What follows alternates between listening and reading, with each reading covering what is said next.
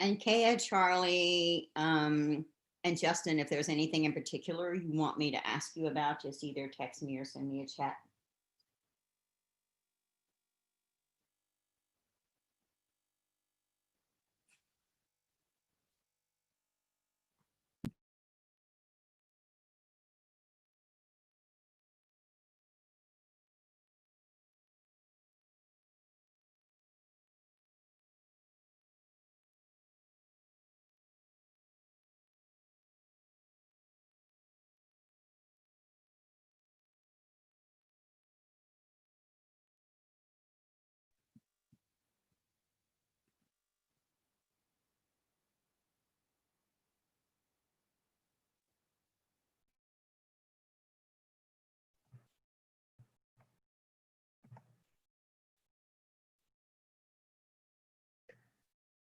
Good evening, everyone. My name is Valerie Hillings, and I'm the director of the North Carolina Museum of Art. It is an enormous pleasure to welcome you to tonight's NCMA in Dialogue program, in which we're celebrating Indigenous artistic voices. I couldn't be happier to be able to be in partnership with the Lumbee Film Festival, in particular with its esteemed director, Kim Pevia, and that she is with us tonight along with Charlie Lowry, who's going to share her music with us, Justin Deegan, whose films we're going to have the opportunity to see, and Kaya Little Turk to really to take us through culture, his work as a culture bearer. I'm especially excited about this program because I actually grew up in a home where my mother collected Indigenous art. I was surrounded by not only the art, but the culture, the appreciation of the natural world, and that is something that we're really thinking about tonight. And we'd like to acknowledge the land that the museum sits on, that was the ancestral land of the Tuscarora, Coharie, and Lumbee nations. We are in the process of doing specific research so that we can further recognize that important part of the history of where we are, and also the artistic contributions of the ancestral leaders and also of artists throughout time up to today here in North Carolina. So it is extremely exciting to be able to share this first and important program with you and to celebrate and uplift Indigenous voices. So it is, I certainly hope you enjoy the evening. I know I will. Thank you very much and enjoy.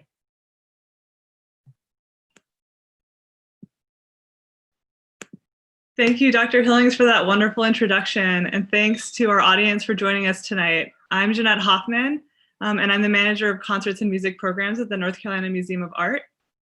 Tonight's 90-minute program will consist of a 20-minute concert performance, a 30-minute short film screening, and will conclude with a panel discussion. Feel free to submit questions for our panelists at any time throughout the event using the Q&A or chat features. I'm delighted to introduce our performer for this evening, Charlie Lowry. We were lucky to host Charlie as the opening act for Rhiannon Giddens' summer concert in 2019, and are so excited to have her back for her performance and tonight's panel discussion. Charlie, a musician and cultural worker belonging to the Lumbee and Tuscarora tribes, shares that she is carried by the prayers of her ancestors. Their presence is felt each time she interlocks her fingers around the rawhide inside of her Native American hand drum. The pulsing rhythms of the drum beat stir the pride and resiliency found within. Songs with lyrics of love, positivity, healing, resiliency, and journeying emit from her mouth to produce prayers that are carried up to the Creator. She goes to battle with her songs, hand drum, and guitar to deliver music that not only tells of the plight of her people, but all humankind that face oppression. She serves as a voice for those ancestors as well as the youth of today, and remains committed to music that honors roots but lives vibrantly in the here and now, as you are about to see. So without further ado, here's Charlie Lowry at the North Carolina Museum of Art.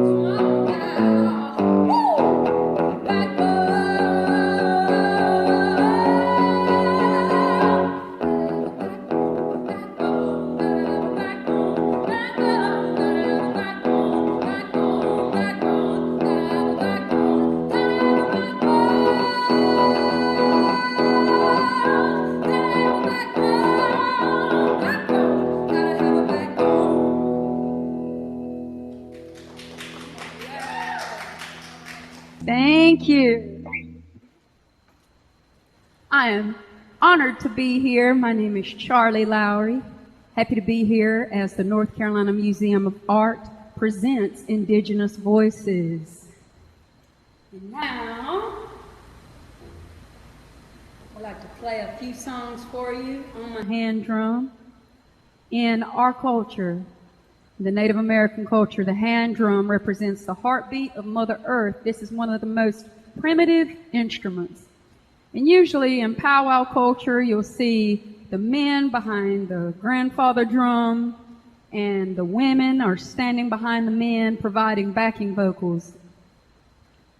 But here lately, and within the past 2 or 3 decades or so, you're starting to see more women with hand drums. And I'd like to thank my mentor, an amazing Indigenous artist by the name of Pevia.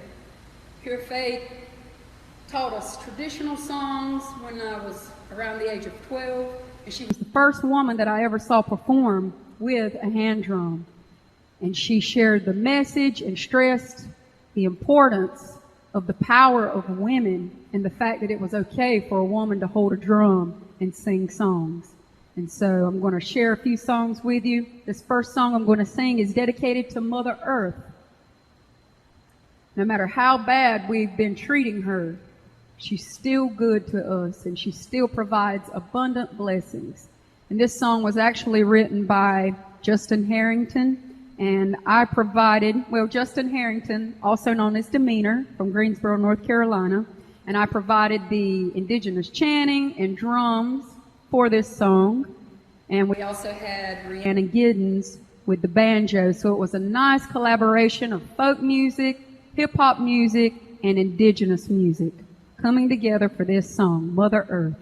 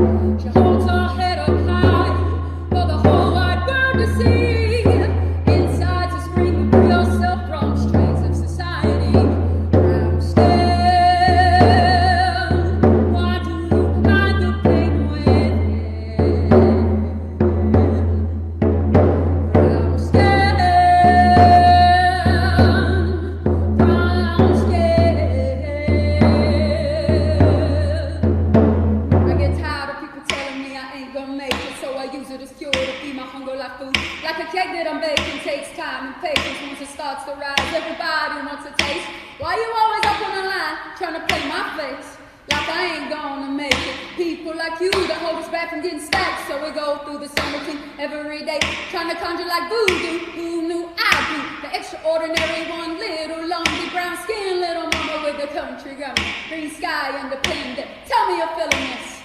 Fire water, all the smoking lit evil, like a joker going wild, trying to clown my people. Poverty stricken, keep your head up, yeah, we better people let up automatically assume it's a setup. Living from paycheck to check, minimum wage from the state. We spend it all in one place, and if your belly aches, take a step back, baby, hone your skills. Oh, what's happening? So go ahead and throw your hands up like a criminal. The going gets tough, you feel the need to surrender. If I was sold on every single disc, I'd marinate on hell and drive my dude. Brown skin, why do you hide the pain with me? Brown skin, how long will you continue to pretend that who you know where you go won't face it like you need? That what you do where you be will catch up with you in the end. Oh yeah.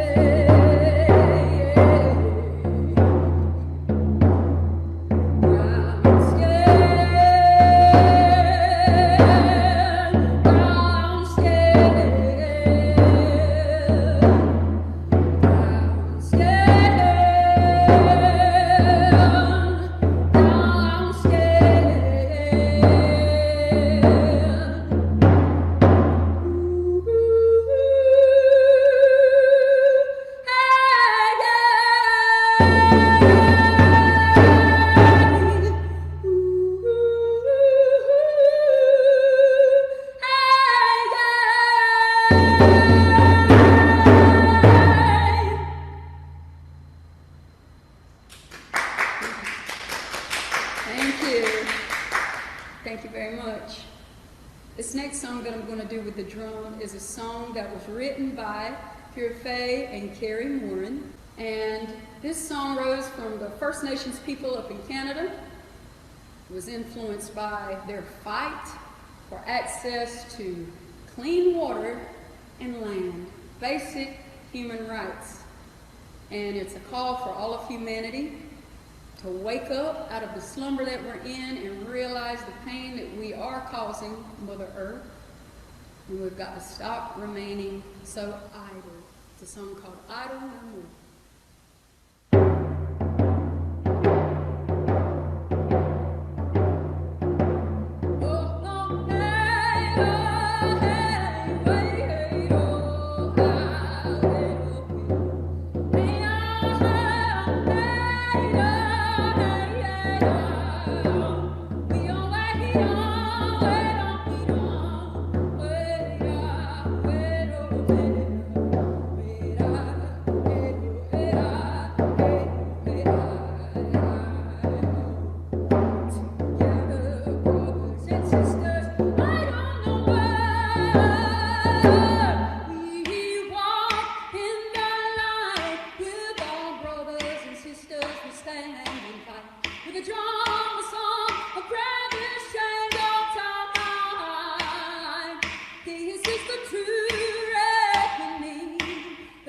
Human awakening, together, brothers and sisters, idle no more.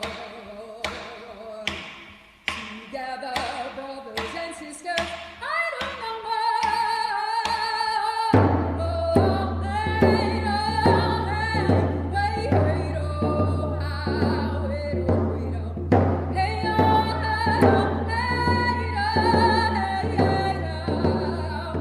We all wait on, wait on, wait on, wait on, wait on, hey, wait on, hey, wait on, hey, wait on. Together, brothers and sisters, I don't know more. People come by the hundreds, sing and dance the streets of sharp and lost to the capitals and hearts.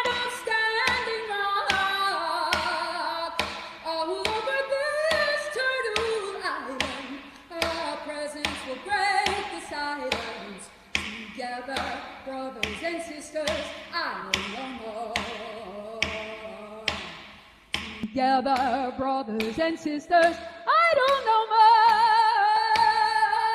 Oh, hey, wait, oh, wait, hey,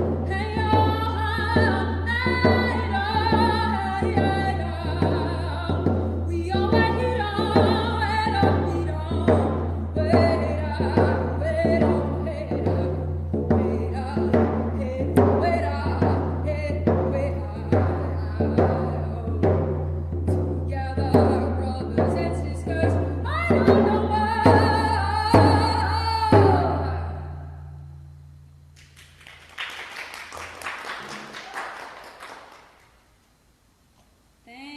Thank you.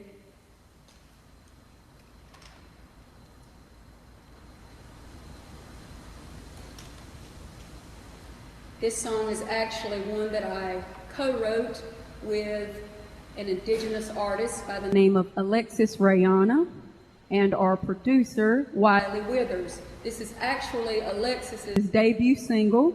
It's called Keep My Memory. Be sure to check it out online.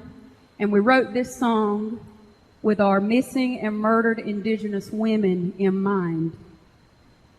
This is an epidemic that is running through Indian country, and it has been for centuries, but there's a lot of awareness that is being raised around it here as of recent.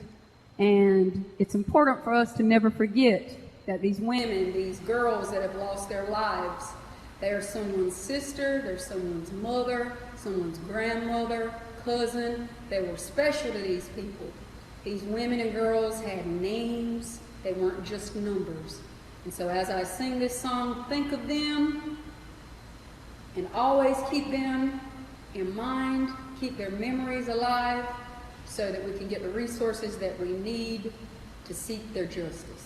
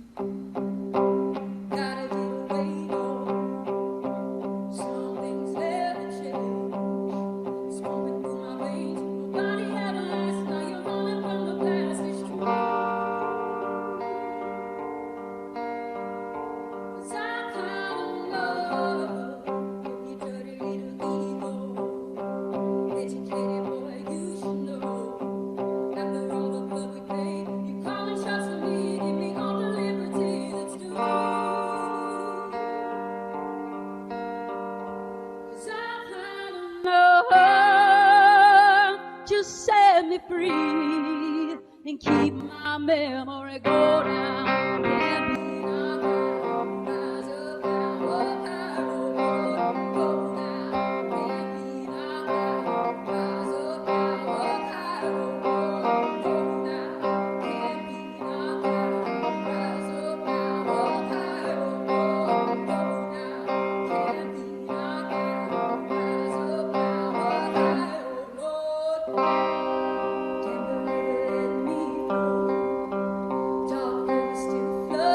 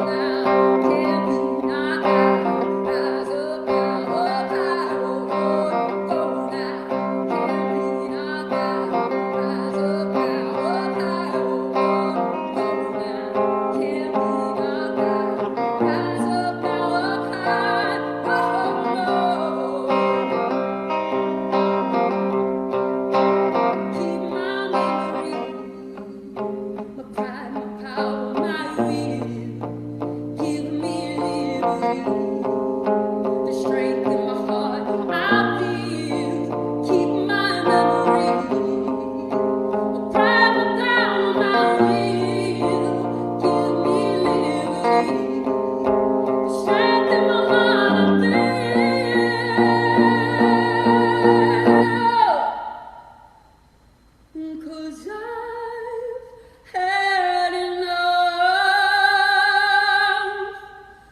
Just set me free, but keep my memory.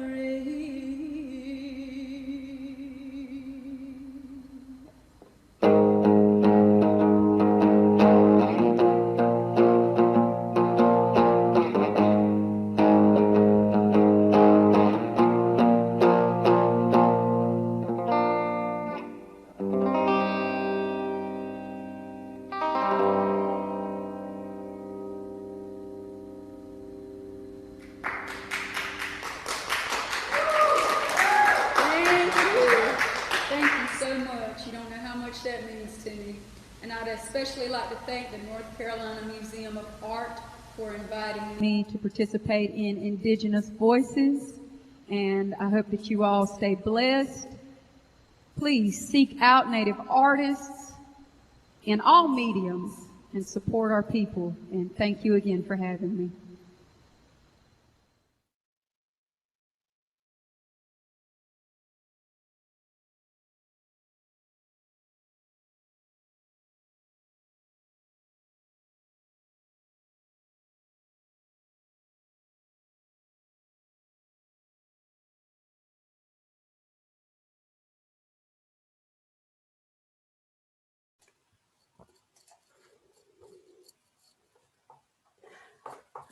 Hi, we hope you enjoyed that beautiful and powerful performance by Charlie Lowry. My name is Maria Lopez, and I'm the manager of film and lecture programs at the North Carolina Museum of Art.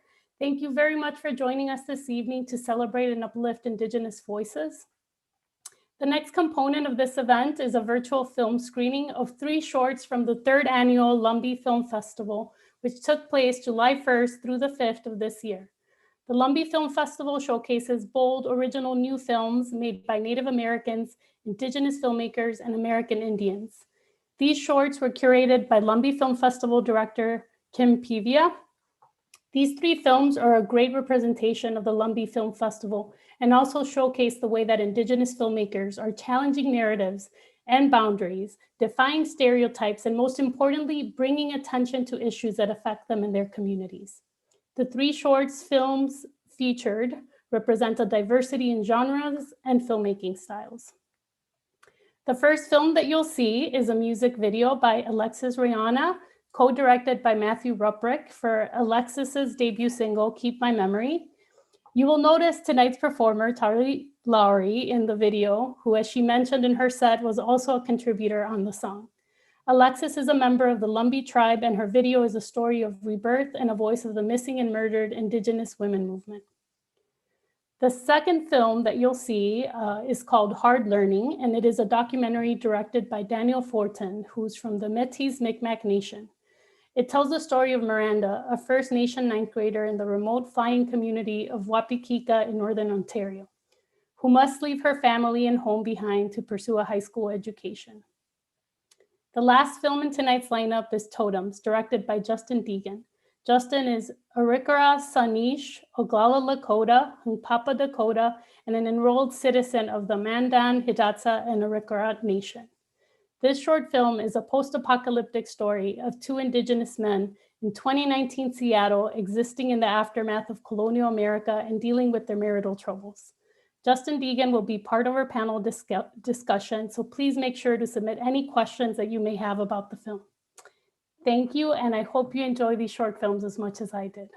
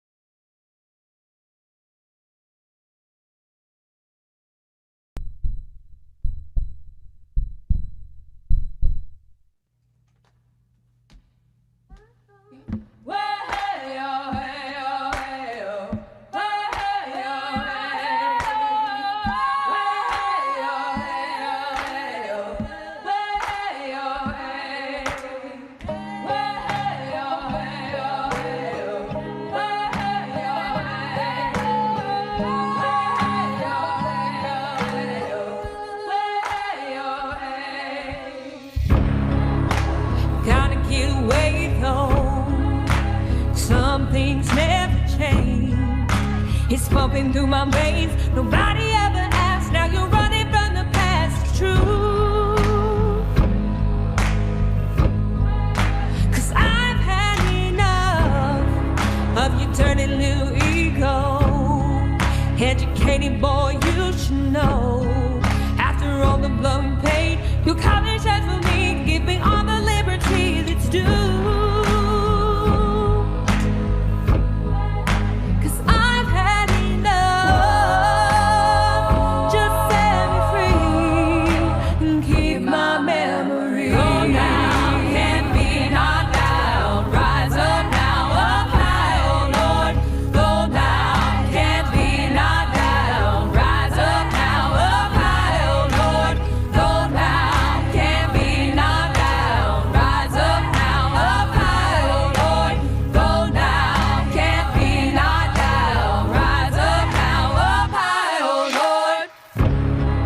Damn, the river let me flow. The dark river still floods my soul. Enough of the shame. I'm tired of playing games. I got bigger, better things to do. 'Cause I've had enough of when the red fears grow.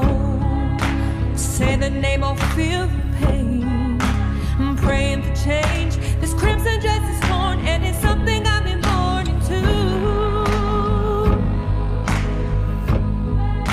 'Cause I've had enough. Just set me free and keep my memory. Go now, can't be knocked down. Rise up now, up high, oh Lord.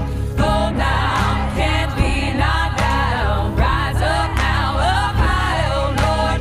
Go now, can't be knocked down. Rise up now, up high, oh Lord. Go now, can't be knocked down. Rise up now, up high, keep on memory. My pride, my power, my will. Give me liberty. The strength in my heart I feel. Keep my memory. My pride, my power, my will. Give me liberty. The strength in my heart I feel.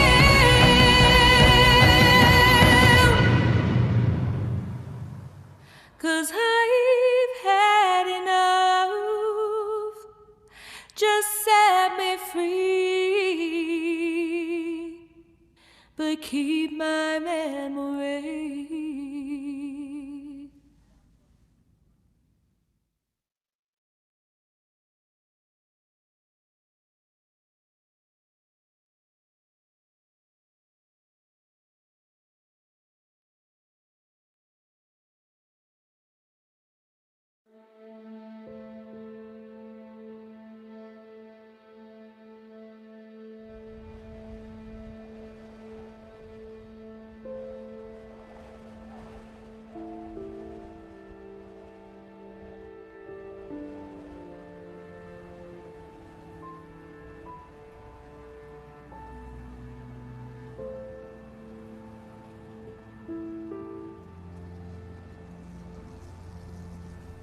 Some of us have to move to the city for our children to be educated.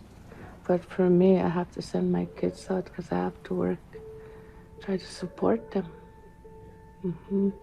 It's really tough. Yeah, I do miss her a lot when she's at school.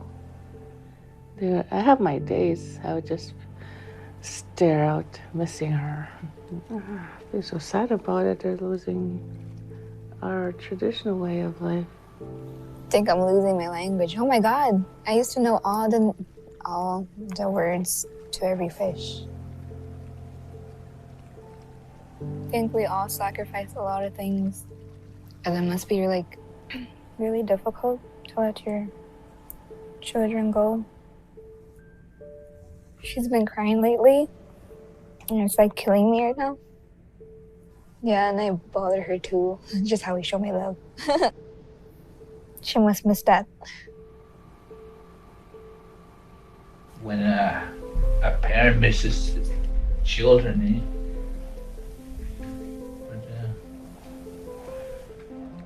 Trying to get used to it. But it's still hard though.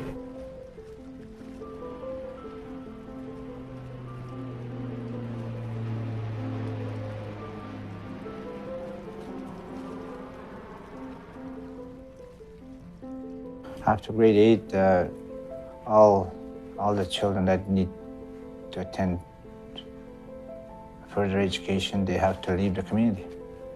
They have no choice but to leave the community. It's very difficult, it's very challenging. There's culture shock, you know, a total different environment that is not conducive to their activities at home. The whole landscape changes for them. Normally you're safe at home. All of a sudden you're practically on your own. 12, 13 years old, you're on your own with the help of boarding parents. And most of the time those boarding parents, you don't even know them. No, when I first got to my boarding home, I was like, where am I? I was just terrified to get out of my room. I don't even want to think about my first boarding home. I cried the whole night. I didn't sleep. It's just like I even said, if there was a flight out right instance, I would jump on that plane just to go visit her. We don't keep track of the days. If you keep track of them, you're going to be more patient. Then your heart shatters if it just doesn't go as planned. It's too much. I'm like this close to like, dropping out.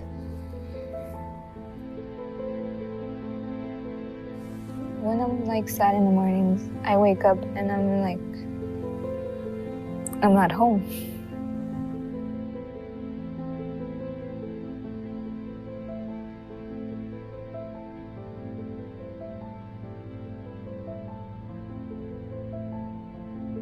She seems like she can easily distance herself from other people and stuff and when she gets down. But when she's working on projects, art projects, she seems to feel better at the end. A couple times just when I was here afterwards working with some of the other students in the art club, she stopped by and you know, wasn't in the best mood, but just kind of hung around and seemed to cheer up as the evening progressed, kind of thing, and started getting involved in doing some artwork. Then at the beginning of this semester, she took one of my art classes and spent at least 3 weeks telling me that she's not an artist and that she just doesn't do art, and so she's not gonna do it. And I said, well, that's fine if you're not an artist, but you're in art class. You're not gonna pass if you don't do anything. Somewhere along that time frame, she just started doing artwork, and you know, you can see her artwork behind me. She's actually really good.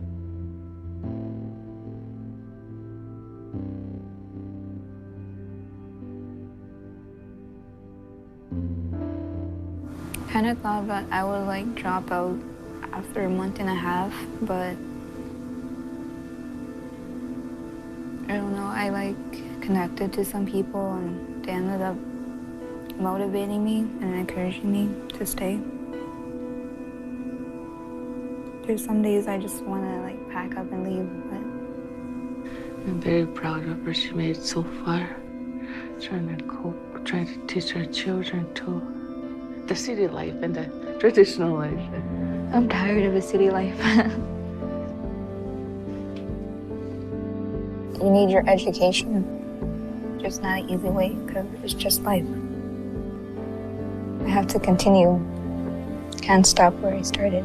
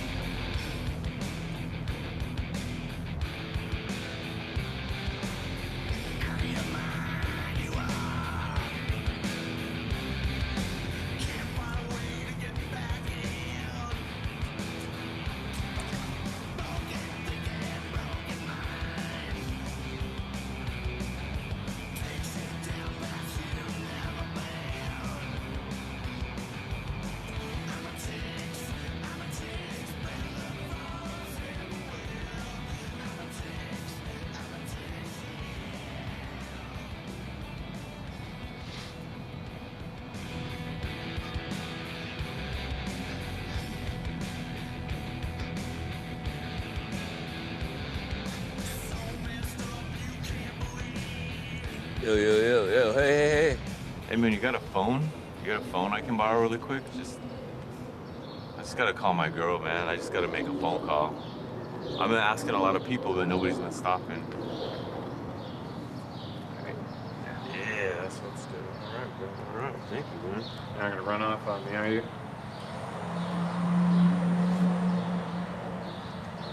Yeah, how do you open this thing? Just a thing here. Like that. Yeah, man, you look pretty familiar. You're native, right? Yeah. You? Obviously. Thank you. Yeah. You do canoe journeys? No, I don't do that. Oh, it says call Emily Dickerson. That's not what I want to do here. Probably not. Sorry. Thank you, man. Thank you. That's really nice of you. Most people wouldn't let me borrow their phone. Oh, So well, I appreciate that. you're a smoker, so if you run on me, I'll probably catch This you. is traditional tobacco. Do not abuse this. No, of course not. This is our people. Mm-hmm. I'm just fucking with you, man. Relax. Yeah, no, it's cool. It's cool. I just gotta get going pretty quick here. Do you know the number? Yeah, man. It's a. Hold on. It's a North Dakota number. Hold on. My girl's from North Dakota, but I'm from here. What kind of native is she? A really mean one. Mandan. No, meaner. Ah, Arikara. Oh, you're getting close. I think the meanest imaginable native woman, and you can guess. Yeah. Oh man, you don't even have Fruit Ninja. No. Hey, let's take a selfie together. I mean, I gotta get going. Man, come on, man. You want to smoke? No, it's fine. I just got some stuff I gotta take care of this morning. Where are you gonna go right now? I'm just heading down over to the water. I like the water. Is your girl gonna, give you a ride or something? Man, I haven't seen this girl. I haven't seen my girl in at least 2 days. Really? Sure she's still your girl? Not at all. Yeah. Alright, The man. water's good for you. There's a lot of power in the water. Yeah, that's kind of where I'm going. There's a lot of shit in the water too, so you can't drink it. That wasn't the plan. Not this morning.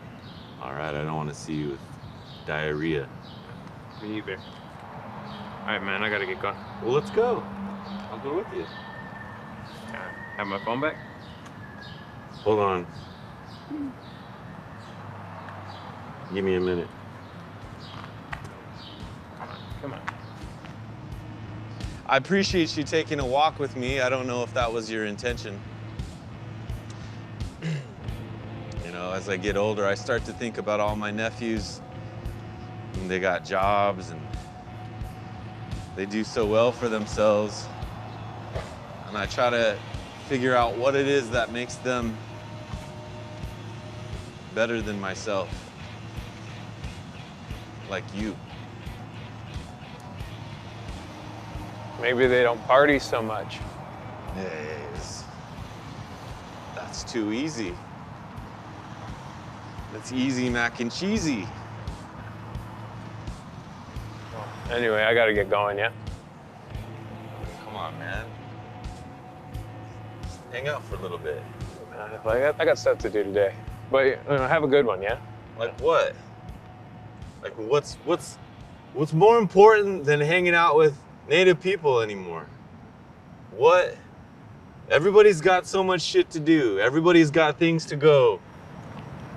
It's like all you fucking kids and all your attitudes probably gotta go fuck your girl or something. Hey, all right. You don't know me, all right? You don't know what's going on in my life. It's none of your business.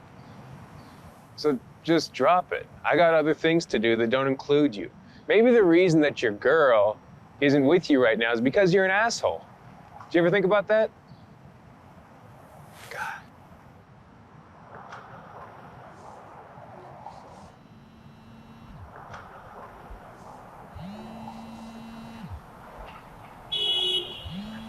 Hey. North Dakota? It's for you, man.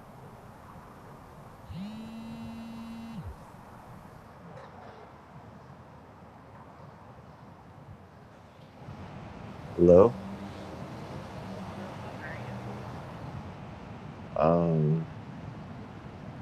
Out?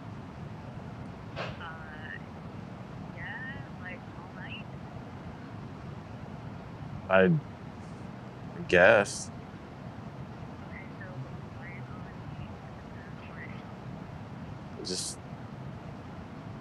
Just wanted to check on you. Just,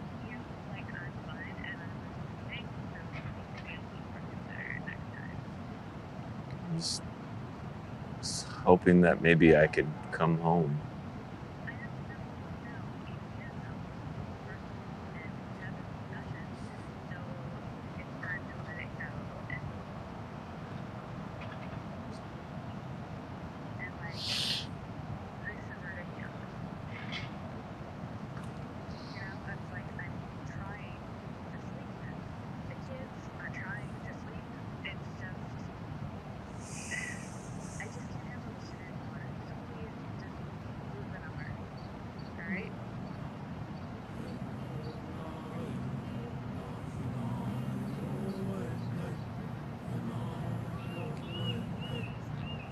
Bad news?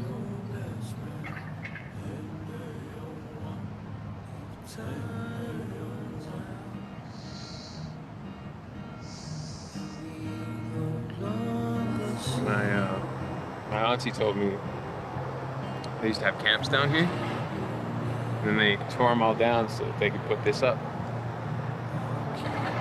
And now they're tearing that down too. Do it to us, and now they're doing it to themselves. It's concrete cancer. Yeah. There is no cure. I need some coffee. You want some coffee? Thank you. Come on, man.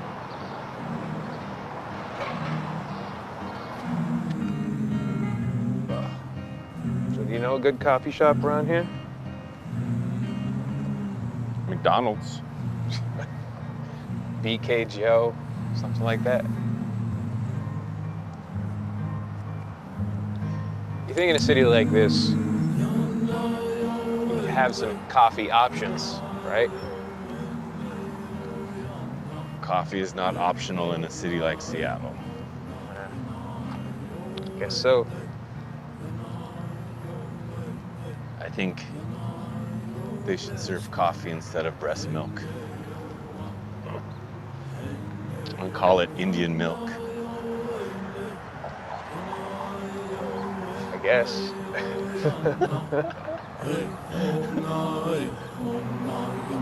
So where are you gonna go from here?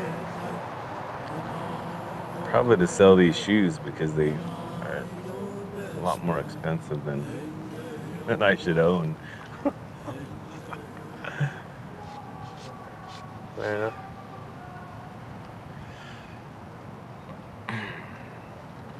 One more smoke. One more for the totems. Very sacred today, I see. There's some kind of metaphorical irony while all the tourists stand around the head of a dead Indian statue, while the real Indians sit here completely unnoticed. We're always pretty good at hiding in plain sight, I guess. It's all those guerrilla tactics and everything worked out. Then again, people are always interested in images of Native people more than actual Native people. I used to write poetry. I used to do things. Yeah? Let's hear one then. I wrote a poem about Indian men. It goes like this. It goes, she was the one that got away, like the macaw whale hunt on a bad day for the water spirits. The next one will pay and will divide her bloody flesh among many hungry Indian men. We'll wear their bones around our necks like medicine, like totems.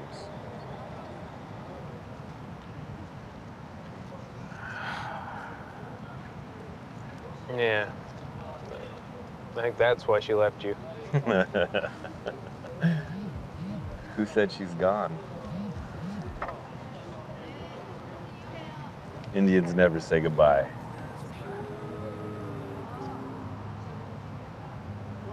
Well, I gotta get going. Sounds like I'm needed back at home. I'll catch you later, man, yeah? See you around.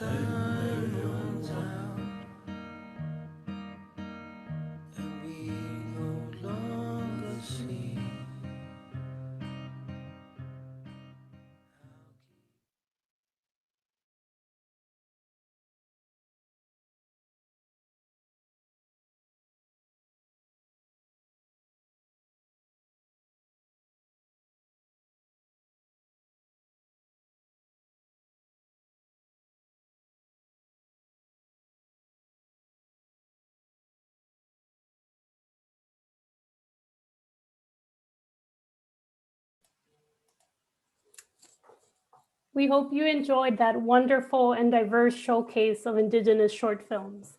The next component of tonight's event is a virtual panel discussion featuring our musical performer, a filmmaker from the screening, and a culture bearer.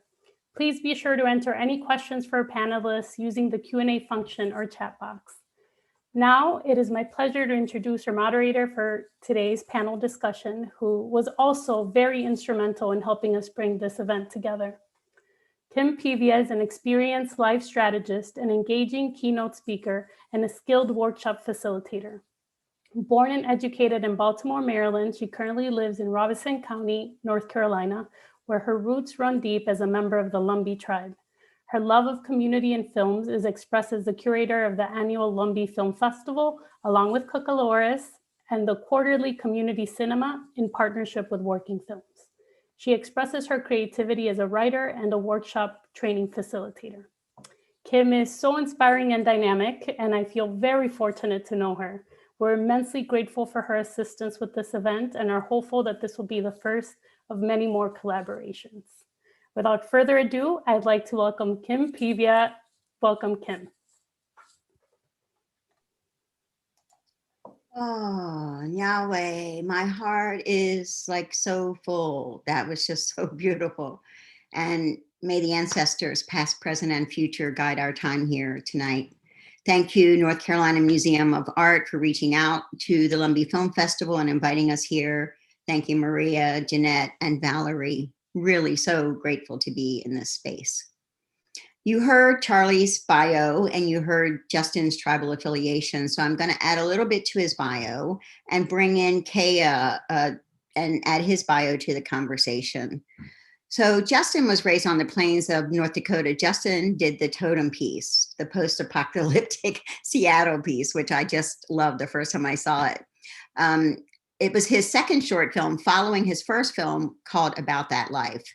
Another Scar of Genocide is his first full feature, which we actually also had at the Lumbee Film Festival in our third year. So obviously we love Justin's work. And the actor Ben Alex actually had a piece in the Lumbee Film Festival the second year, Sweetheart's Dance. Justin also worked on John Legend's music video, Love Me Now, in the Standing Rock portion of the video production. So we're really excited to have Justin with us. And then Kea Little Turtle is Lumbee and Tuscarora, belonging to the Snipe clan.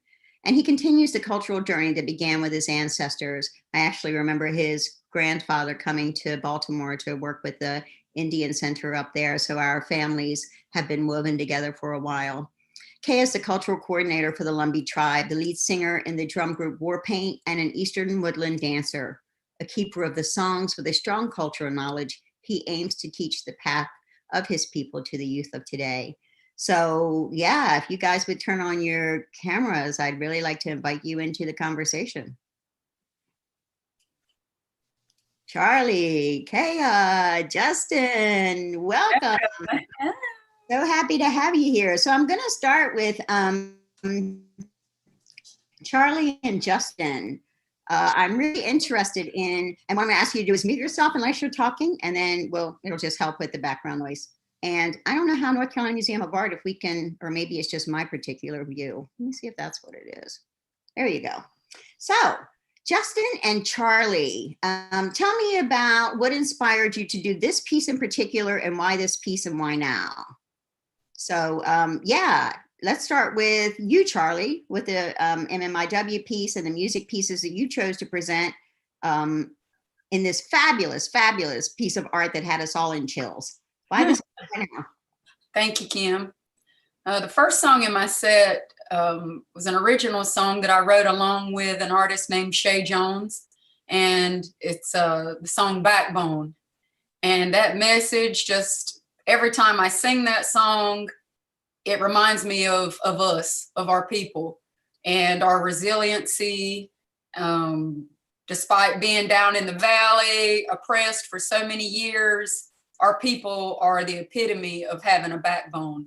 And so I, think about our people first, but it also relates a lot to the human condition, because regardless of what race or what background you come from, we all get down in the dumps sometime. And it's just a matter of having that backbone and pulling yourself up and putting one foot in front of the other and continuing to go on about your business. But brown skin, I wanted to share. I always want to honor and pay tribute to our women, our bloodlines. And that's just a song for women and little girls to never forget who you are or where you come from. And there again, it speaks to women of all colors and backgrounds. A lot of times we have battles with the patriarchy, and this song is just to remind women that each one of us is unique and beautiful in our own way, and we should never be afraid to express our individuality. Mother Earth, I don't know more, are messages to just beat it in our brains that we need to wake up and see the damage that we are causing Mother Earth. It's not a facade. It's nothing that's being made up. If you pay attention to the seasons, to the crops, to the insects, you notice from year to year the differences in how the seasons they're getting to be indistinguishable. And a lot of that has to do with climate change, and we just need to be more aware and be better stewards of the land. And that's what those songs are, as reminders. And then Keep My Memory by Alexis Rayana and myself and Wiley Withers, we got together and thought, we need a missing and murdered Indigenous women anthem to get this message out there, because it's one that's, there's a huge lack of resources for finding these women, for seeking justice for them. And it's just another way to get that message out there that we do need more assistance and funding in, you know, finding justice for these women and girls. So they all have very important messages that relate to us as natives in Indian country and to just human beings in general. And I'm all about having a message in my songs. If I have the platform, you know, why not include a positive message or something that needs to be brought to attention? What did you say yesterday when we were talking? You're like, it's artivism. It's activism, Yes. art, artivism. Yes. I love that. Yep. And, Yep. you know, and we say so often, like we have to replace our wishbone with a backbone. So that's like that anthem to do that. So thank There you. you go. I love that. Justin, why this piece and why now? And I just want to say mad props to the t-shirt. Mine is on under here too. It's the Lumbee Film Festival t-shirt. Hey, look at y'all. So mad props for wearing it. It's just a little too chilly where I am to only be in a t-shirt. Wish I'd thought of the jacket. So yeah, Justin, why this piece and why now? Well, thank you for having me. Thank you to North Carolina Museum of Art, Lumbee Nation, and the Indigenous people from your region for hosting this amazing event for all of us. And thank you to your entire amazing board and panel. I guess the reason why we did this is because we wanted to make a visual work of art. And we really didn't set out with a plan to begin with. Myself and Ben Alex Dupree and a friend of ours named Steve Hyde, cinematographer from Seattle. We were all working in Seattle at the same time on for different reasons, but we were all there, and Steve is from Seattle. Really cool thing about, you know, artivism. I love that term. My friends and I were down at Standing Rock during the Oceti Shikoi movement. And that's where I met Ben. I met Tracy Rector from Longhouse Media. And then I also met Steve through Tracy. And we kept in contact since then. And we always talked about our works, and then eventually started collaborating on different projects together throughout the years, and kept, you know, like I said, kept in contact. And I go to Seattle, Ben's there, Steve's there, other friends from other areas are there. And we just decided, you know, we should just make something for fun. We want to make something for fun. And so in the moment of inspiration and also improvisation, Ajuak Kapashiza was there, and he's also an actor.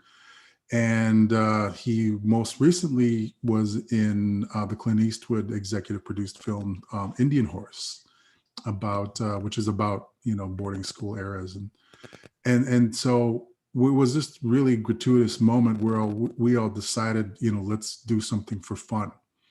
And we didn't have a title, we didn't have anything. I just came up with this story idea about two guys who were two Indigenous men who are meandering throughout the city of Seattle and sort of just kind of bump into each other. But the premise of the film at the time was they were kicked out of their homes by their significant others.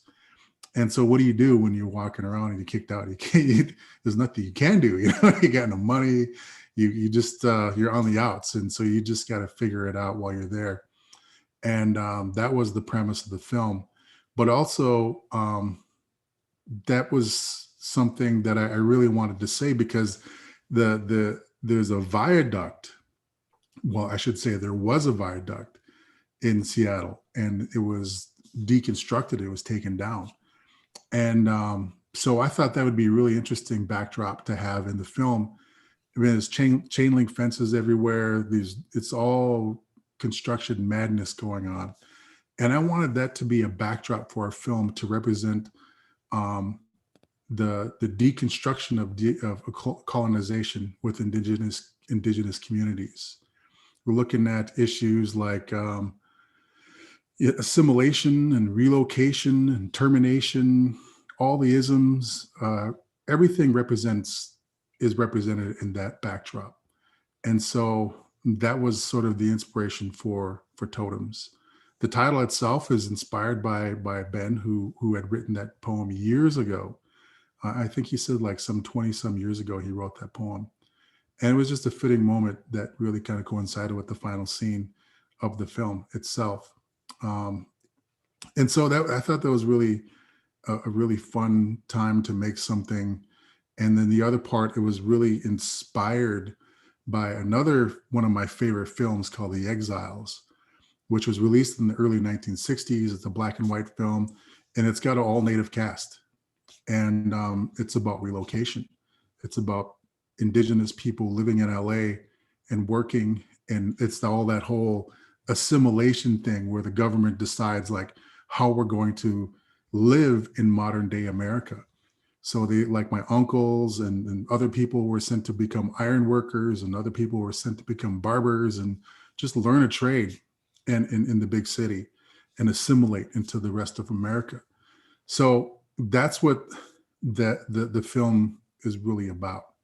It's a greater arcing story about our people today. And I love the comment one of the panelists, attendees had asked about this being a post-apocalyptic film, and not so much. However, in retrospect to Indigenous societies, in retrospect to colonization, this is our apocalypse.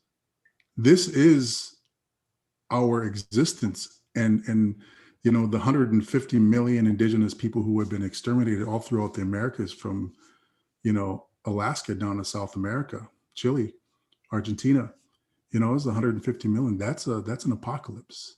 And that's why I use that term. This is a post-apocalyptic film in retrospect to colonization. Justin, I like the line about us being hidden in plain sight. Can definitely relate to that. Yes. One of the really cool things about this project is that my background is in acting. I was never in film per se, but that's where I wanted to go. And I used to do stage plays and theater in college. And so when I moved to New York, I was going to do it. I was going to make my first film. But I was, you know, like every actor, we got to go do those auditions and meet people and try to get our foot in the door, get our first role. And there was a film that I got a part for. I landed a part, and I was really excited. I'm in New York, and long story short, they made the film without me. Mm. And so my mom called me, and she said, "When are you going to start production?" Because by then it was the end of the summer, and I had found out that they made the film and that the production house had went out of business. And the way I thought, I was like, well, they probably spent every dime they had into making that their first short film. And it was non-native writer director. And I was talking to my mom, and she said, "What are you going to do? You know, this film was made without you." And I was bummed out, you know, I was like just devastated, you know. But I also understand the issue of economics and business. Filmmaking is artful, however, it's a business, you know. And so I'm on the phone with my mom, and I said, "You know what? I'm just going to make my own film." And so I wrote my first film called Concrete 49, and it was about hand drummers in New York City. And basically it was about my experience in New York going to my audition. And that was a short film that I wrote, directed. We shot it in 2013, but never released it because of the audio. And then the second film being about that life. But, you know, that's kind of why when we talk about the issue of being invisible, you know, is realizing that as Indigenous people, we have to try to figure a way out to navigate those areas of visibility. And that's why I decided that I was going to not wait for the phone to ring, but to make my own films to become more visible. And I wanted to make a film that was relevant to us, the way we exist today. I wanted to make a film that didn't, you know, really have to wear, you know, beadwork and and leather chaps or whatever. I wanted to make a film in modern 2019 at that time. And so that whole thing was improvised. The whole film of Totems was completely improvised. And that's because of my background in acting. And I knew that in order for it to work in this project, we had to be improvised. And so a lot of those conversations were happening in real time, and it was reacting to the environment around them. So there was a group of tourists that were standing around this bust of Chief Seattle. And, it's a little fountain with, coins being thrown into it. And there was a group of tourists, and they were all, wow, look at this great, statue. And then that's when, Ben made that comment, and it was great. It was just such a poignant moment of reacting and acting. Off the cuff. That's amazing that it was off the cuff. And yeah, I was so profoundly struck by the fact that it was post-apocalyptic, and yet it really felt like a visual representation of how we lived our lives, that we are living our lives in a post-apocalyptic world. So I want to pull Kea into the conversation, because it really makes me think then about the value of the native voice, Justin, because you couldn't find the acting part, so you had to create it for yourself. And without a native voice, like, what are people missing? So let's maybe start with Charlie about what is the value of the native voice, go to Kea, and then come to Justin. So Charlie, what is the value? Talk about the native voice and its value. Well, I think there's extremely high value in the native voice, or there should be. And I think about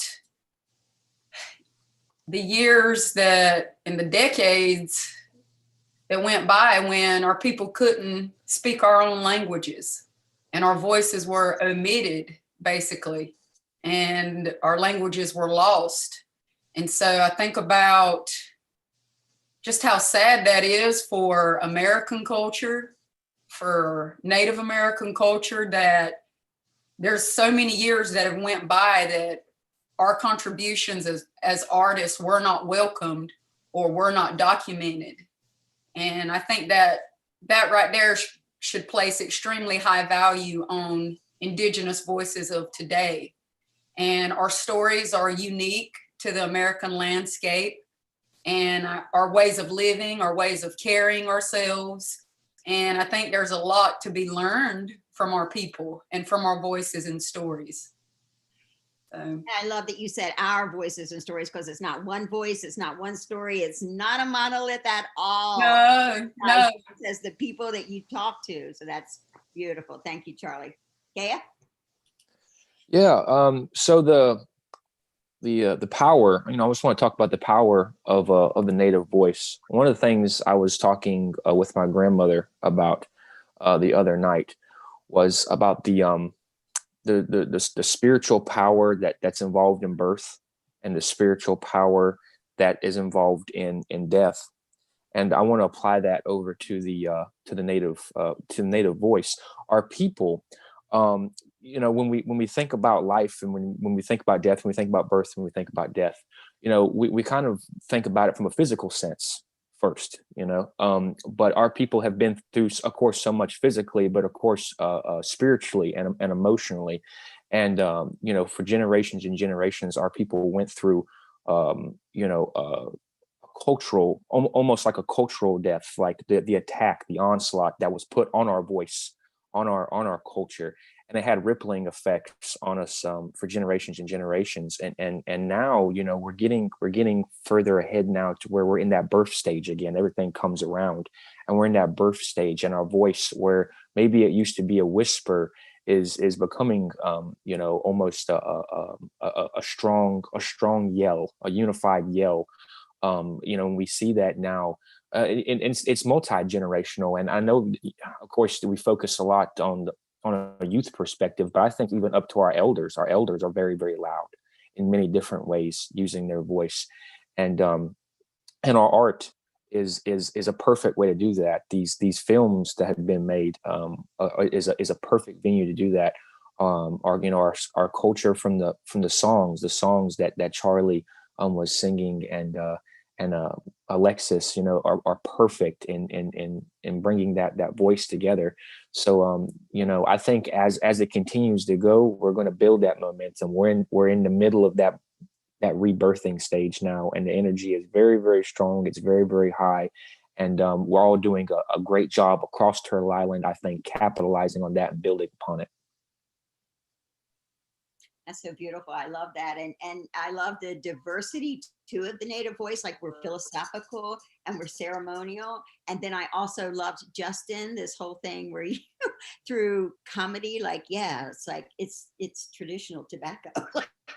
I just and then Ben's comment at the end, I love like the satire, because people think of us as like, with headdresses and existing in the past and not in the present, not having a sense of humor. So yeah, Justin, let's hear from you about the value of the Native voice and its contribution.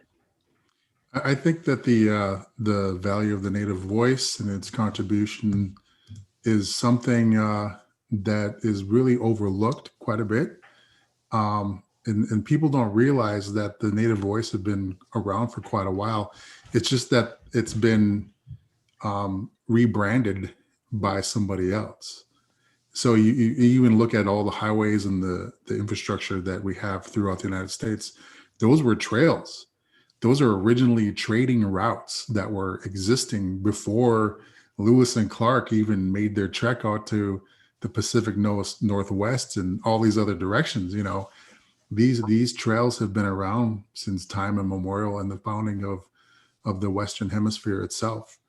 And democracy itself was a philosophical statement before it was actually enacted and put into practice, but it was actually happening here in the Americas the whole time. And so, that language of the Native voice and the value is very important, and it's something that our ancestors and us have never gotten credit for. And people study it in the history books. However, it's kind of like what, along came, Franklin and Adams and Jefferson and, Washington, and they perfected it. You know what I mean? It's kind of like one of those things. However, we still continue to push forward and move on. And we're continuing to reinvent or invent new ways and methods and models of decolonizing the spectrum. And it's happening right now. It's happening at this very moment. And it's really interesting to see how that Indigenous voice is being co-opted by a lot of different societies. And what's really interesting, during the days of the Oceti-Sakowin movement, Sacred Stone Camp and Standing Rock, Black Lives Matter was there. They came to support us. They came to stand with us. And it's just amazing to see how that Indigenous voice, that indigeneity had expanded beyond that day, and it's gone all around the world. And there are more and more people who have become advocates of the environment and advocates of women's issues and women's rights, and more advocates to Indigenous women, missing and murdered Indigenous women. And it's expanded beyond that. It's like missing and murdered women of all nationalities, and it's like, it's like you all have said tonight that, this has been going on for centuries. And now we're using this model of social networks and social media to amplify our own voices, because, the rest of society hasn't been paying attention. But because of the social media network that we have used to amplify our voices has really, been that model of indigeneity and inventing new methods of getting our voices out there. Indigenous, yes, that we are. We'll figure it out and move it forward. Thank you for that. That's really great, Justin. And so then I'll toss this next question to you, Kaya, to begin with. Because there are so few of us, and depending on which data you're looking at, it's 1% to 1.8% of the population, but certainly not many of us. And so often we show up as the only one in the room or the only one at the front of the room. So how do you experience being one of so few Native voices? Do you feel it as a burden or a privilege, or how do you navigate that space? And we'll start with Kea, Justin, and then Charlie. Yeah. So going into that, I'll use the second film as an example.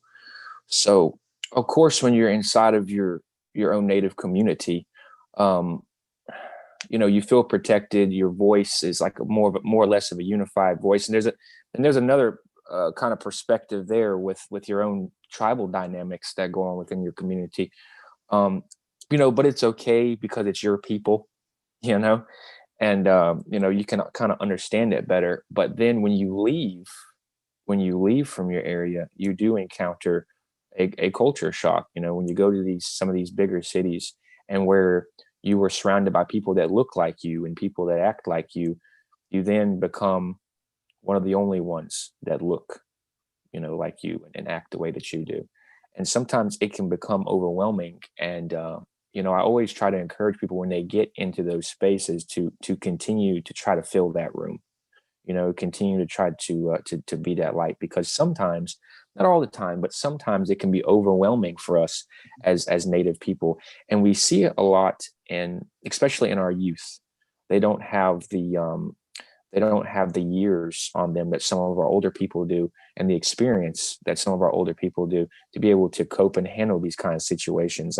I'll use an example. There's a particular young person from our community, and had left from around here, and she got bombarded with a lot of questions about just tribal identity questions, cultural questions, and things. And sometimes that can be very off-putting to us as Native people, because even though, yes, we want to be represented accordingly and respectfully in whatever space we find ourselves in, I get the feeling that, speaking for myself, I don't want to so much be looked at like a relic, and put just kind of like on a shelf to be oohed and awed, almost like an animal in the zoo when they're walking by, and it's more of a tourist attraction than actually being a person, because you take the respect and the personalization out of it, and that can be kind of demeaning. I think that's the word I'm looking for. It can be kind of demeaning, like, oh, well, there's the token Indian. What's he have to say? And that's not something I feel like, and I feel like sometimes that people they will try to overcompensate for that. They're like, oh, well, what's the Indian got to say? And sometimes that's not good. But anyway, I say all that to say this, that I feel like it's very important that we equipped our youth for when they leave from out of our tribal territories, what to expect and how to handle this. For those of us that know coping mechanisms, we need to pass those coping mechanisms on, those strongholds on, to our people when they leave from around here, so that they're not caught off guard so much. And I think that like I said, venues like this, it gives a good forum. It gives a big open thing for our people to be able to view and say, well, I see that, I agree with that, I understand that. I love totems. I love the concept of it. I love the application of it, because it took us as Indigenous people and just put us in an urban setting, a natural setting, and it wasn't like what Justin had said, the common Hollywood perception, the relic on the shelf, the token Indian thing. It was just us being us as we are today. And I think more things like that is important as far as conditioning, not just ourselves to see like, oh, okay, well, I can relate to that, but also conditioning to other people that we encounter, like, okay, that's how an Indian is. That's what an Indian looks like. That's who they are today. So those kind of films are very important. Thank you, Kea. Justin and Charlie. And then we have a couple questions from the audience we'll get to in our time together here. I love that question, because it really kind of puts a lot into perspective, because people are watching. And I'm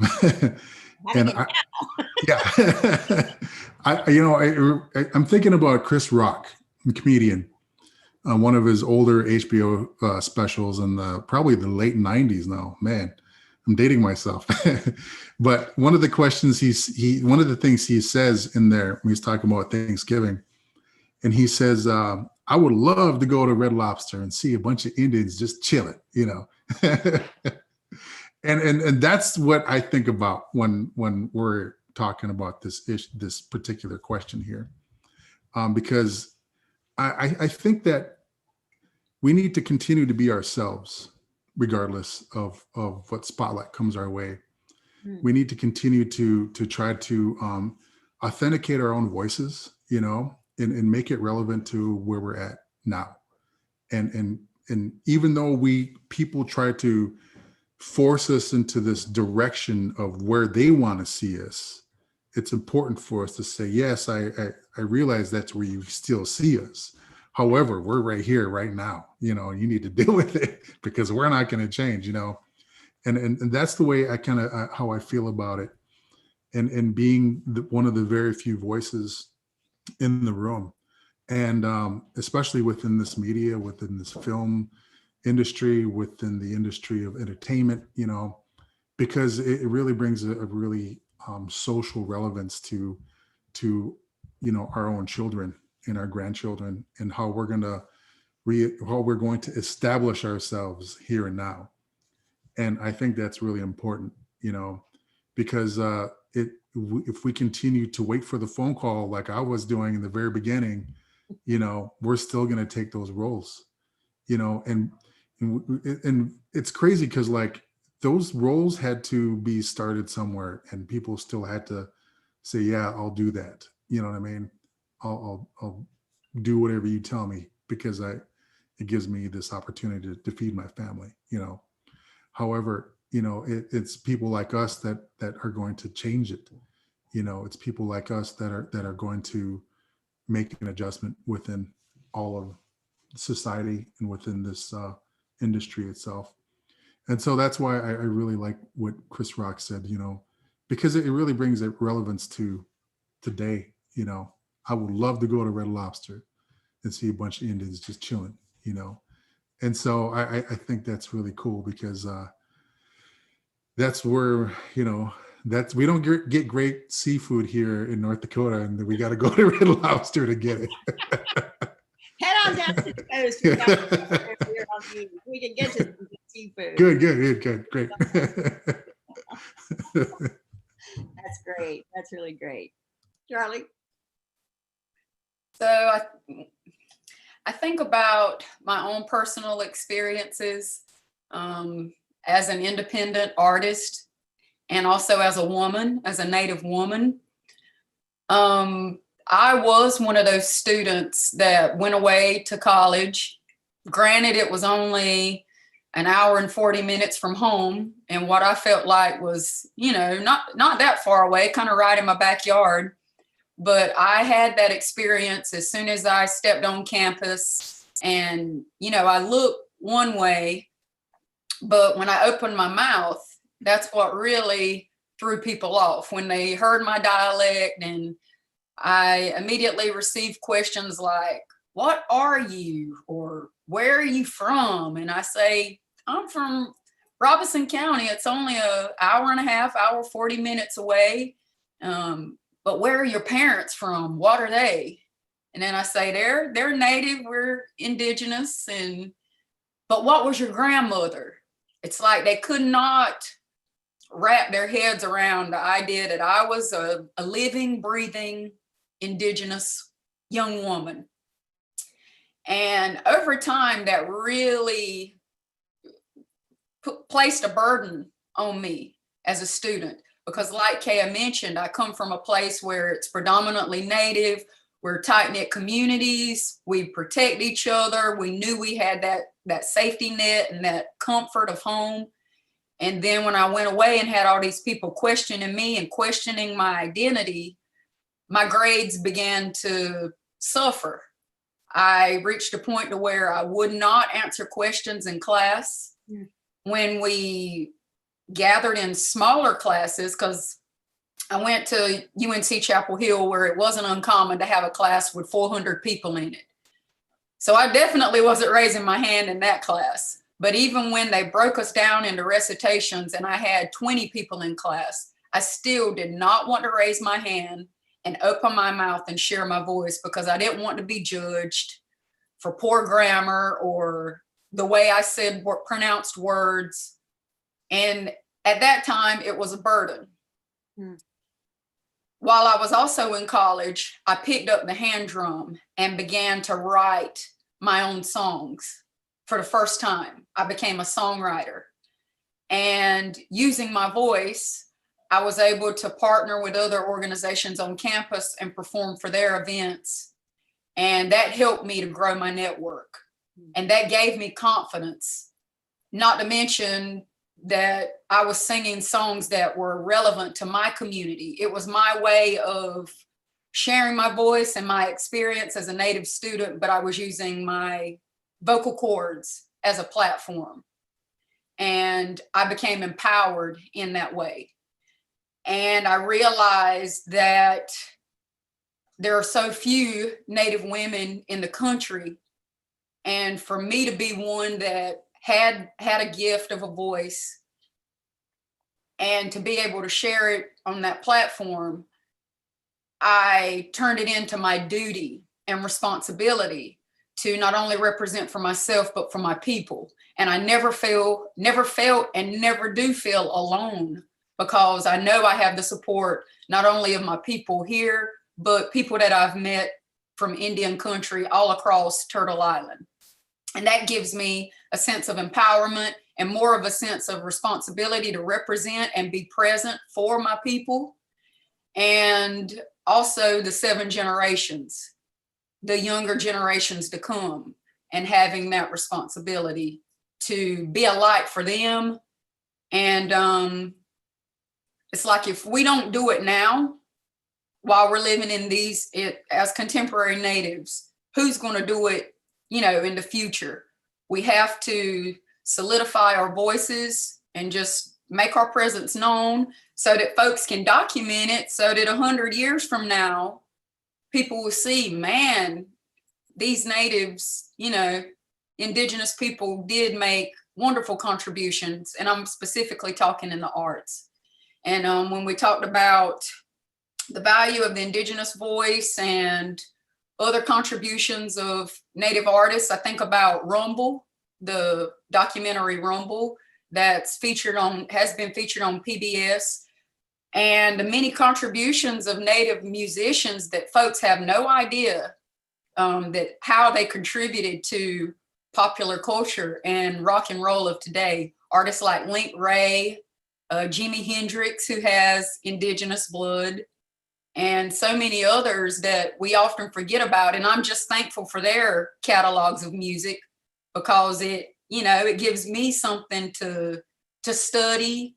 And mentors like Pure Faye, I'm so thankful for her, that instead of using their voices as burdens and not being visible, they chose to place themselves out of their comfort zones and be present. So it can be both a burden and a blessing. Yeah, and it's so beautiful, and it's making me think of like the love of the craft, maybe. Yes. Because Justin was talking about his love of the craft, and I'm hearing it in your voice too. And I know Kaya has love for his craft. And Justin, there was something else you wanted to add to this conversation? It's so rich. I wish we had like an hour or two. One thing that I wanted to say, talking about being the voice, the lone voice in the room or in the theater, whatever, is one thing that I am always aware of is I'm looking for other people within that room. I'm looking for other voices in that room. And when I find those people, what I always do is I say, come on, you're going to come with me. And in a way, it's like a mentorship. In a way, it's like, I don't have this thing with me for, the rest of eternity, because I'm not going to be here. I'm not going to live forever. So I'm going to teach you everything I can, and you're going to bring the next person, and we're going to bring as many people as we can so we can really fill this room with more people like us. That's what I wanted to add. Thank you so much.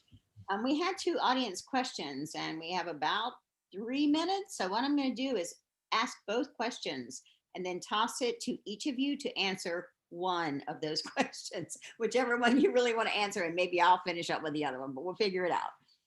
So we had a question that says, and this might be more whoever. I'm curious if there's a company that specifically offers DNA testing for Native peoples and if that is helpful in identifying missing women when found or for other crimes. Question 1. Question 2, land acknowledgements have become more and more common with organizations, which I think is a wonderful thing. But how are land acknowledgements viewed among Indigenous people? Is it something that is mostly appreciated, or is it more of a too little, too late sort of feeling? So I'm going to toss it to Charlie, then Justin, then Kaya. Which question would you like to answer, Charlie? Woo. Well, even though, you know, I've been studying and researching missing and murdered Indigenous women a lot here lately, I did want to answer the land acknowledgement question. And I say, I feel very much appreciative whenever someone acknowledges the land that they're on, simply because we do feel that feeling of being invisible. We do have that problem of thinking that the true natives are out west, and that the southeastern woodland natives, just speaking for myself, have been forgotten, as if we weren't here for centuries in this area of North Carolina. And so I think it's very important to acknowledge it. I don't think it's too little too late, because you got to continue to think about the future and the 7 generations. They need to see this information being documented. They need to be able to read it. They need to be able to see videos decades down the road from where people acknowledge that there are Native people here and that we are alive and thriving. Yes. Justin. Yeah. Man, those are really good questions. Complex. You know, I'm thinking about the DNA testing, and I don't know the answer to that. I really don't. I'm just, basing my general knowledge off of what I do know regarding, like Savannah's Act that was presented before Congress, U.S. Senate, House of Representatives, and how it was struck down because of, various Republican fears within the legislature, out in the tricameral, government out there. And I do know that they don't have a whole lot of statistical information regarding missing and murdered Indigenous women. That was the whole impetus behind Savannah's Act. And Savannah Graywin was a woman who went missing a couple of years ago. And this has happened in Western North Dakota, or Eastern North Dakota, in Fargo-Moorhead. And they couldn't find her, and she was, pregnant. And then come to find out that she was murdered by her neighbors. And so after learning about the horrors of that whole issue, and at that time, Senator Heidi Heitkamp from North Dakota was championing a bill, the Savannah's Act, to protect missing and murdered Indigenous women. And within the government, there was more information that was discovered that, that people looking into this issue already knew, but the rest of society didn't know about it. And it was the fact that there were no statistics on missing and murdered Indigenous women. And although it was happening, it's been happening for decades and for centuries.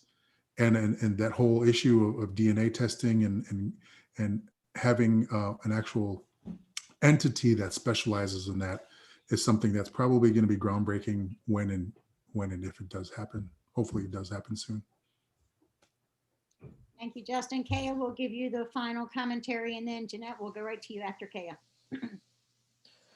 Okay, yeah, I'm going to probably jump on the land acknowledgement.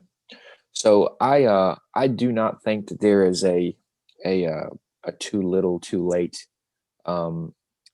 perspective on this. I think that people's minds adjust and they learn, and I think there's been a lot of learning that's been going on. And speaking for myself, I'm thankful for that.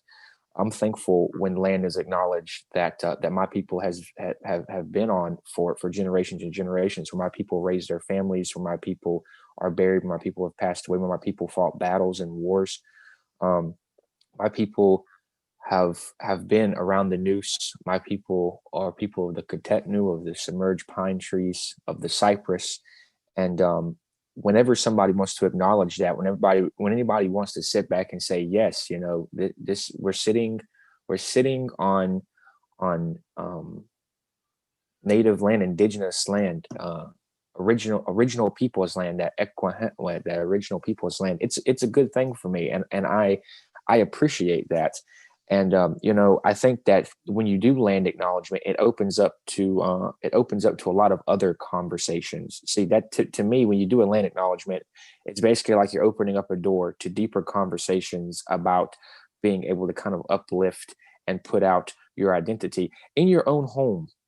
In your own home. That's the cool thing about it, is that the people are basically saying, hey, listen, we acknowledge you. Here's the floor. Here's the floor for a moment. And for the land acknowledgements that I've been part of, they've been very, very good. The people have been very open to receiving us. And it's always, and I'll say this, it's always been a wonderful teaching moment. And that's what we need. Any moment that allows there to be a teachable aspect is always progress. It's always good. And so I'm glad that more of those is happening. I'm glad that non-native people are doing that alongside with the native people, because it does make a difference. It does create good teachable moments for one another. So thank you so much. Thank y'all so much for this great medicine. Charlie, I see your finger. I'm gonna give you 1 second because I know Jeanette's like, come on now, we're like 3 minutes over. It's okay, y'all. Not at all. Go for it. I just want to say, pertaining to missing and murdered Indigenous women and DNA, it's important to note and realize that not all tribes give samples of their ancestors' bones. So the data at times is very unreliable. Unless you're coming from a major tribe, I don't even know how they go about offering samples, but it's not the most reliable. So that's all. Thank you, Charlie. Good medicine in this conversation. Jeanette, I'm gonna turn it back to you. Thank you guys so much. Kim, Kea, Charlie, and Justin. This was such a wonderful and enriching discussion. We really appreciate your collaboration making this event possible, and for sharing the power of the Native voice with us tonight. So thank you. It really has been an honor. We'd also like to thank the Lumbee Film Festival for their collaboration, and Alexis and Daniel, who shared their incredible films with us tonight. And finally, we want to thank our audience for joining us this evening. We hope that you continue to follow the work of these artists and the Lumbee Film Festival, to seek out other Indigenous artists, and to stay tuned for our future NCMA in Dialogue sessions. This event will be available to rewatch and share in its entirety via the NC Art Museum YouTube. So please look for that soon. And if you'd like to continue supporting and celebrating Indigenous artists, tomorrow, our friends at the North Carolina Museum of History have put together an amazing program for their 25th annual American Indian Heritage Celebration. It's a free festival. It started today, ends tomorrow, and it features dancers, artists, musicians, and storytellers from North Carolina's 8 state recognized tribes. You can schedule, the schedule is available on their website, and you can register there. And I think there's probably a link getting dropped in the chat right now. So thank you all again for joining tonight, and to our wonderful panelists and contributors. And we hope you have a wonderful evening and weekend. Thank you. Thanks, y'all, for tuning in. Thanks, everyone, for coming. Thanks, Museum of Art, for having us. Thanks, Justin, Charlie, Kea. Bye, everyone. Bye. Good night. Thank you.